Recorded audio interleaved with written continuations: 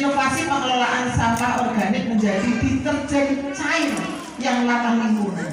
Karena menurut hemat saya adalah bahan pokok yang ada di sekitar kita untuk dijadikan sesuatu, akan dijadikan satu produk-produk yang bisa memenuhi kebutuhan penjenengan, baik itu untuk pupuk atau nanti untuk sabun dan lain sebagainya. Nah, itu menurut saya adalah langkah positif yang bisa diambil ketika ada sampah. Walaupun menurut saya kami ada beberapa desa yang sedang kami coba untuk kita dorong untuk betul-betul serius di dalam rangka pengolahan sampah di Kabupaten Banjarnegara. TPA itu kalau tidak dikelola ya lama-lama menggunung akhirnya, karena plastik itu rata-rata sampah kita adalah sampah plastik. Apa anak wong sing ora urip nang dunia sedina bae orang menggunakan plastik. Ketoke orang nang kami tisu kami sore tuku bakwan bawa plastik.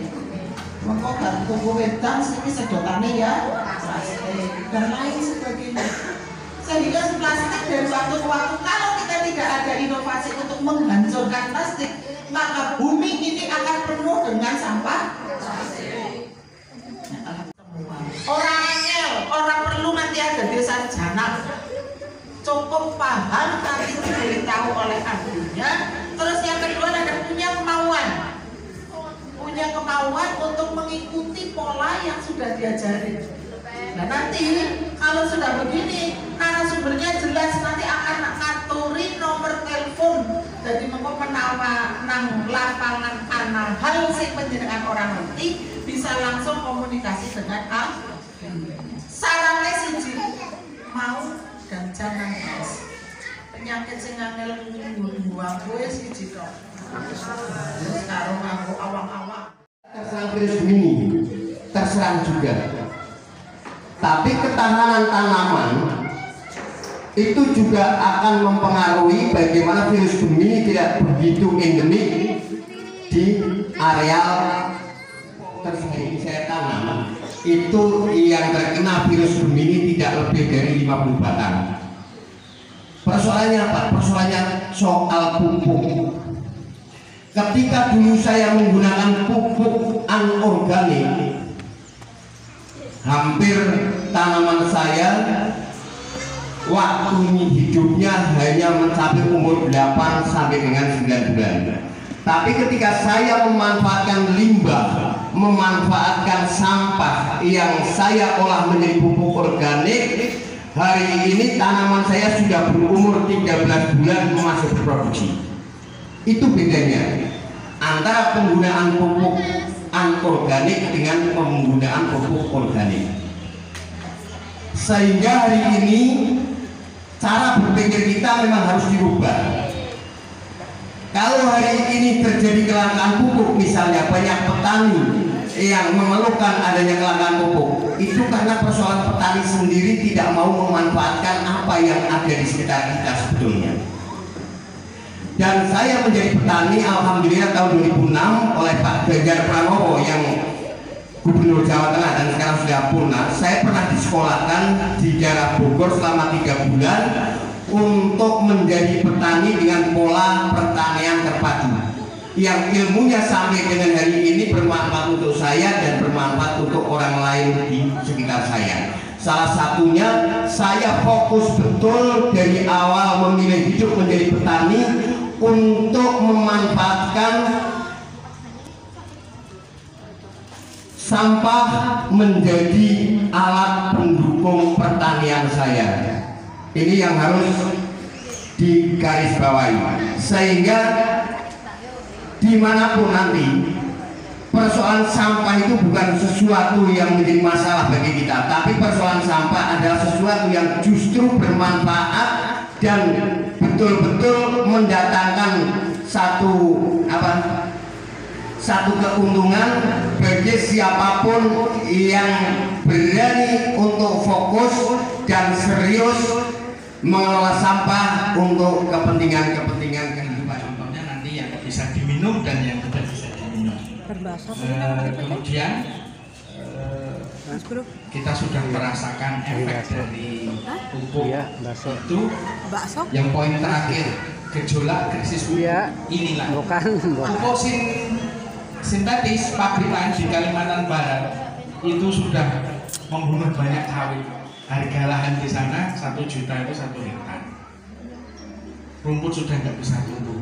Habis ini saya ke Tarwangro, Wonosobo, itu bahan galian C, bekas galian C, itu bisa hidup dengan tanamannya bisa hidup dengan itu. Habis ini uji yang minggu kelima. Jadi terapan itu rupanya di Wonosobo berhasil, tembakonya lebih besar dan juga tidak perlu pupuk kimia lagi. Tapi kalau sudah terlanjur pakai pupuk kimia nanti gimana? Ada yang salah. Di Kalimantan, Sulawesi, kakao dan sawit itu banyak beredar pupuk kadaluarsa. Hati-hati. Cara mendeteksinya gimana? Nanti dikasih daun kelor, direbus, kalau warnanya hitam jangan dipakai. Hati-hati. Kalau dipakai ekoenzim sudah beres, tapi tunggu 4 hari ya. Selanjutnya masuk. Nah itu contohnya beras jelek ya, beras jelek, jelek banget karena satu patok bisa sampai 6 ton, bisa sampai 5 ton. Percaya nggak? Percaya. Tapi rongganya banyak lubang. Kalau diteliti pakai mikroskop itu, dilihat pakai mikroskop, lubangnya banyak sekali. Lalu kemudian cepat basi, jam 5 dimasak, nanti jam 11 siang sudah basi. Lalu kurus, kerdil, tapi banyak jumlahnya. Berwarna ya, yang kiri itu yang sehat. Yang niki nggih, yang kiri ini sehat, yang kanan itu tidak sehat. Di Sragen tahun kemarin di Bedoro, padi kerdil. Satu patok itu cuma 9 sak. Berapa juta? Di Lampung itu 60 hektar rusak. Sama pupuk kimia. Nah, selanjutnya Mas, ya secara ya wong sekolah lah, ngomong sekolah. Saya pakai yang bahasa sederhana saja. Yang di atas makro MAC itu yang dibutuhkan untuk tanaman semuanya. Sedangkan mikro itu yang kecil, biasanya untuk buah, ketahanan penyakit, kemudian rasa. Terus dari lokal sendiri ini sudah ada tersedia di rumah kita, bahkan di dapur kita itu sudah tersedia. Yang pertama limbah dan sampah itu ada yang berminyak, ada yang tidak berminyak. Berminyak itu ya bangkai, teletong, apalagi kopi itu ya, terus minyak-minyak masakan dari dapur. Kemudian yang tidak berminyak itu sayur dan buah. Ada buah dan sayur yang berminyak. Apa itu? Durian sama alpukat. Itu yang bikin berbusa. Kalau nanti bikin deterjen, kalau tidak ada sabun ya pakai kulit nanas, kulit durian bisa. Di Kalimantan dikembangkan itu deterjen dari kulit durian. Mana duriannya banyak sekali. Yang kedua, memahami. Kalau zaman dulu itu pranoto mongso ya, orang-orang zaman dulu itu sudah ngerti. Iki nek keriting kurang iki nek buahnya kurang besar, kurang ini. Kalau rasanya kurang manis, kurang ini.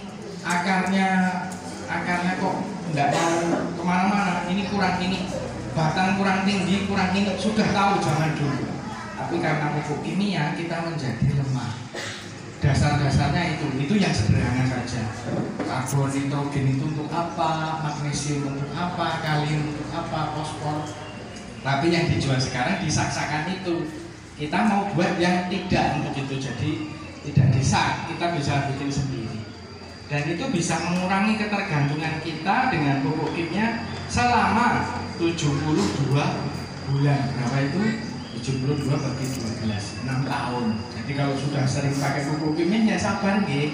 Karena tanah juga perlu adaptasi. Boron itu buat anggur atau anggur buah tidak mudah pecah. Tapi kalau kebanyakan boron piye kulitnya flanel. wangi tapi wangi. Nah itu ada contoh penggunaan yang boron.